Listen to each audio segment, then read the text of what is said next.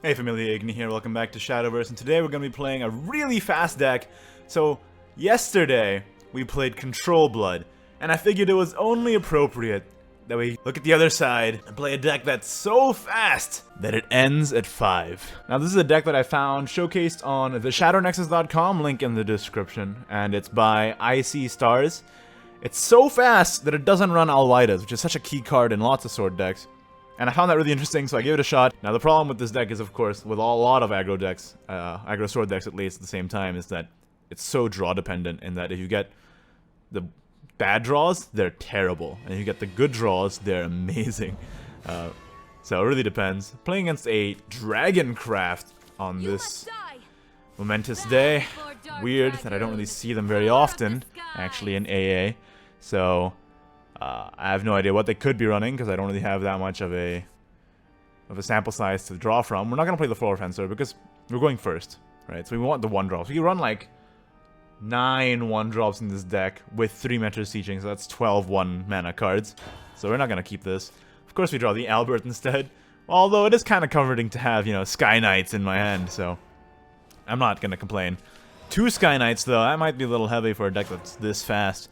And of course with 9 1-drops in the deck, you run 3 Pompous Princesses just to get them out. Of which we didn't draw any, weirdly enough. It's kind of strange, right? We have like a 1 in 4 chance of drawing any 1-drop at any given time. And of course, our opening hand, we get none. That's okay, because the Pompous Princesses can just draw them out here. And we get the Quick Blader. Going straight to the face. And against this dragon, I'd really like to go fast because it's only late where they really start picking up momentum, and this is definitely ramp, so they're probably running like a couple Bahamuts in here, if I had to guess. Oh, actually it's better to play the Veteran Lancer and the Princess Vanguard here. First of all, it's just better on curve, and second of all, he's got tons of minions on board before they can even do anything about it. Like, what are they gonna do here? Freaking nothing, right? Like, all they have is, what, Dragon Wings, which nobody runs, and Blazing Breath, I guess. Some people run that still, but all they really have is Salamander, which is run on 6 for a board like this. So they're probably going to play something like maybe Dragon Warrior and evolve and trade here. And that's totally fine, because then I go Albert and then go face, and then I go Albert the next turn after that and then go face and hope he doesn't have a ward in play like Imprisoned Dragon, and we just have the lethal if that's the case. And if they do have the ward, then we just have the Dance of Death to clear that out. And that's why this deck runs 3 Dance of Death, just to get the wards out of the way. Wards becoming increasingly more popular in the meta right now, seeing lots of runes actually running, some in ice form even when they're playing Tempo Daria and not like a stall Runecraft deck like Earthright. So wards really becoming more popular, and actually aggro blood coming a little bit back into the forefront now on the ladder, at least from my experience. So there's the Breath of the Salamander, which does absolutely nothing, and in comes Sky Knights. He admits defeat. I don't even need Sky Knights there, I could just evolve the Princess Vanguard. And now you see how fast the deck actually is. And we even got a pack from that. Against Runecraft with Please Help. I don't think you need the help, buddy, if you're playing Tempo Daria. In fact, I'll do everything I can to not help you and actively oppose you instead. So drawing the Vanguard to Veteran Lancer and even having the Floral Fencer going second is very valuable, because now I can evolve the Floral Fencer on 4, which is, I don't have to tell you that that's an incredibly good play in most scenarios. And wow, this curve is freaking majestic. You seen this? 1, 2, 3, 4. Count with me. Okay. We can block this guy off with Veteran Lancer and then just go face. This guy has the Daria sleeve? You know you need to pay like $200 to get this. That's not no joke. It's a Japanese only promotion where you pay $200 for Google Play money to get a Daria sleeve. No wonder Daria's so good, right? They don't want to nerf it for a couple of reasons. This may or may not be one of them, I won't say. This is better because it doesn't let Craig trade at all, or at least very nicely. And then now we can play the Floral Fencer next turn, or even play the White General if we don't feel like the Floral Fencer is necessary, though it's pretty likely going to be the Floral Fencer, honestly. But that Daria sleeve, that's a sign of affluence, you know. Holy crap.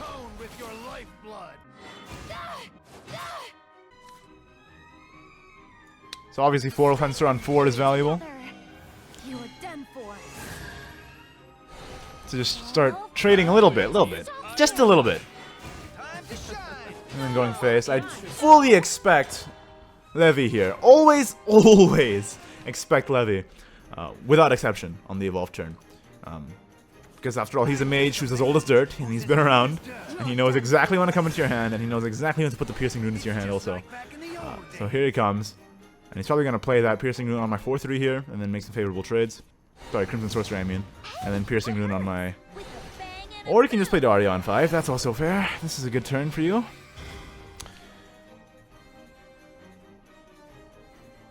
And we are possibly running into some problems now. He has lots of favorable trades. Oh my god. Okay. Yeah.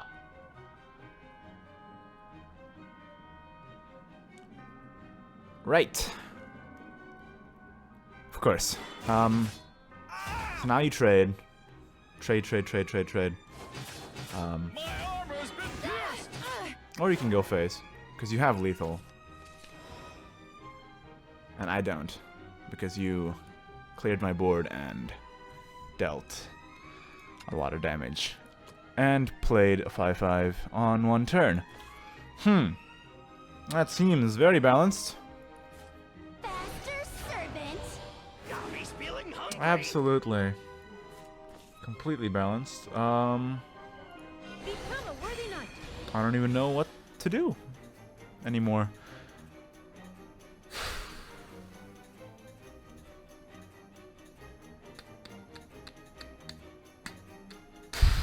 Because you have a lot of damage. No one gets past me. I'm all tuckered out.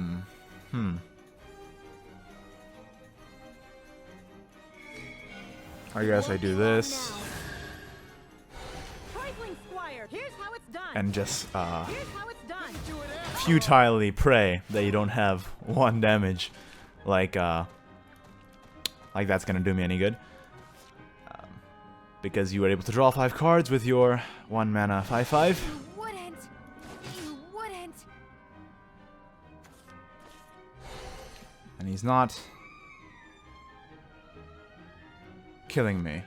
Now he's killing me. Okay, I see. He was just rubbing it in. Alright, makes sense. Right. Alright. Well, let's just move on. An exemplary battle. Alright, against a Shadowcraft. Now, I don't know whether to expect control or aggro. But we have a good curve now with Quick Blader, Princess Vanguard, Promise Princess, given he can't handle the Quick Blader, but the fact that we're going second is definitely a disadvantage. When you're playing aggro decks, you always want to go first. Always. Because that 1 mana advantage is more valuable than any draw, than any evolve point, anything that you could possibly get. 1 mana means everything. So we want to play Vanguard or Quick Blader here. I would actually play the Vanguard, because it's a better buff target for the Princess Vanguard, I think. Plus, the names are the same. You know, they're probably buddies, right? They're both on the Vanguard together. You know, it'll be cruel to separate them with some shady Quick Bleeder type character. So we just Vanguard this, and then Pompous Princess, and we are good to go. The other reason why Vanguard, by the way, Princess Vanguard, I mean, is so valuable is because it's a 2 playpoint commander that activates Centaur Vanguard that goes freaking face. And that's a good thing. So that's a lot of last words. So this may well be Control Nep or something like that. And that could be a problem.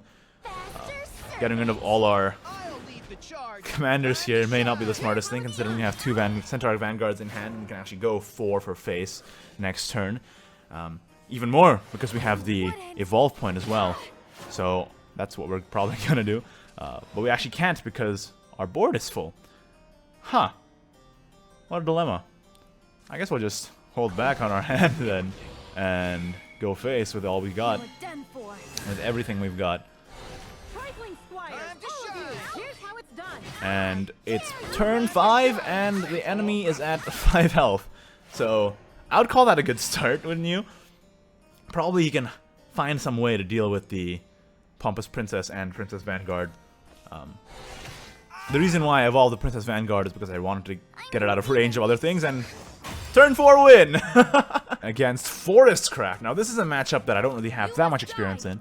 Probably OTK Roach if I have to guess, meaning that I'm probably going to be keeping the Veteran Lancer and maybe mulliganing the rest, and I really want the early game here. And the 1-drop, the 2-drop is valuable. The Floral Fencer, also pretty valuable, I guess, fighting against Forestcraft's board. Against Forestcraft, it's pretty important to clear their fairies early game because you don't want to get completely stalled out by a turn 3 Ancient Elf, which kind of slows down the game plan of the deck a little bit, but you have the tools to deal with the early game because you have so much early game of your own with 9 1-drops and quite a few 2-drops and 3-drops and nothing above 5, hence the name of the deck. So I think we have the tools for this. If they play something like a Fairy Circle, we play the Veteran Lancer to counter, and we can get rid of their dang fairies before that Ancient Elf drops and creates some monstrous 4-5 on turn 3 or something like that. So this is a more aggro-oriented version of Forestcraft, but you know, do not be fooled. Every single forest deck in existence since the beginning of time basically always runs Ancient Elf, so let's not get too happy. We still need to clear their early game. Maybe even more so now since they themselves are aggro, and then we can outboard their board-centric aggro with our board-centric aggro, then all the better.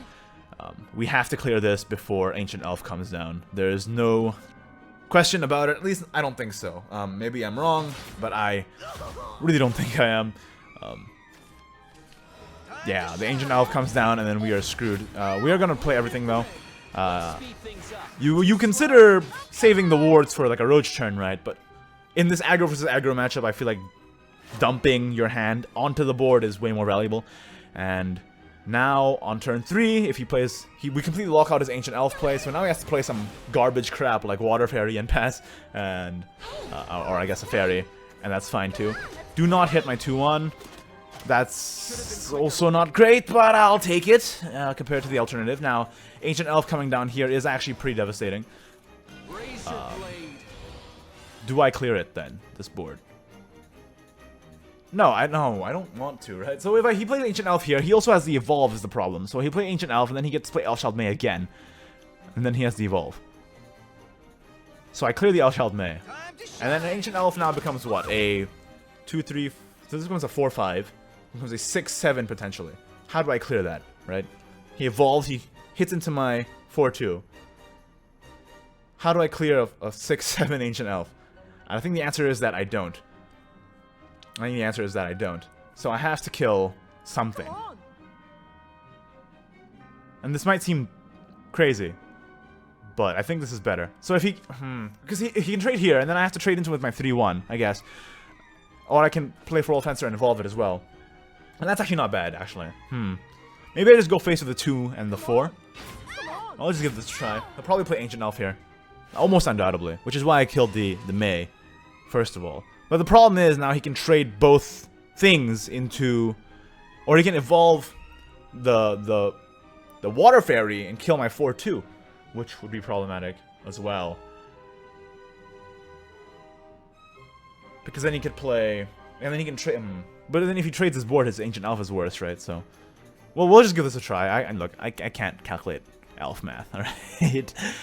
First of all, I don't really have that much experience with the Forestcraft class in general. I have 0 ranked wins with Forestcraft. So here's the Ancient Forest Mage, or what it's called. Ancient Elven Princess Mage is what it's called. So he's gonna trade this into this. And we have the Floral Fencer to trade back and then go face. So I think it was probably the correct decision to attack face that last thing. And this is an aggressive build, so I doubt he has Fairy Beast, so he's not going to be able to recuperate this damage. Because if you're playing Goblins, right, you don't have the room to play Goblin and Fairy Beast in the same deck. I don't believe it. I don't buy it. So he's attacking here, obviously, right? Always have to be wary of the elf, the Ancient Elf coming down probably next turn even. So he's dumping his hand now so that he can get the damage in and then get the Ancient Elf out. Or maybe I'm being paranoid. But I don't think I am. So we need to make a board. I think I go face. I can't miss 3 damage to face at this stage of the game, I don't think. even though he has the potential here to play Ancient Elf and make my wildest nightmares a reality, with a monstrous, what is that, like a 7-8 Ancient Elf or something like that. So that's horrifying, but I feel like we can pull through somehow. If we just draw the DOT, then we won't have any problems, right? You just gotta believe in the heart of the cards, you know? Gotta believe in the heart of cards. If only I had Pot of Greed, and then maybe I'd be able to believe a little more firmly. Trading Ancient Elf. So it trades 1, then plays Ancient Elf here, most likely. Then evolve into the 3/3. At least now I can trade in with Floral Fencer and kill the Ancient Elf if he so chooses to evolve it. So he's gonna play Ancient Elf, then he's gonna evolve it, trade into the 3/3. I play Floral Fencer, trade into the Ancient Elf.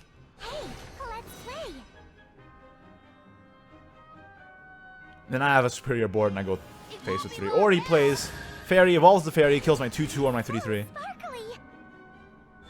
Kills the 2/2. So now I get to play Floral Fencer. Have it survive even. Have a significant board. Kill his Ancient Elf and deal 3 to face. And I'll take it. I'll take it. Well, I can deal 3 to face. I'll deal 4 to face even. Too slow. Now if only I have something like Albert, which I have 3 of in the deck still. Even 2 Demonic Strikes also in the deck. Literally 1 damage will also do with my Novice Trooper. If he even manages to clear my board, which is a question that he still doesn't have the answer for as of right now. So I feel pretty confident that we'll be able to win this one out. I feel pretty confident that we'll be able to win this one out. So he has 6 mana. There's no way he runs something like Fairy Beast. There's 0 chances. 0% chance. Fairy Knight is something that it's more expected than Fairy Beast, that's for sure. So no worries there. So probably going to trade this. And I still have 3 damage on board. He's going to need to find a way to clear both my minions to survive. And he does not unless he runs, what? He has a May in hand? A May in hand would be unfortunate. And there's lethal! Oh, we had it anyway. All that worrying for nothing. Whoa, you're strong. Woo! Right to the face. Get me 2 standard card packs, please! Come to Papa. Ooh, stratagem. And another Phantom Howl. Well, I'm not going to complain about a gold. Alright, well that's it for this video. Thanks for watching. Like it if you did. Don't if you didn't. Subscribe for more Shadowverse in the very near future. And I will see you next time. Bye-bye.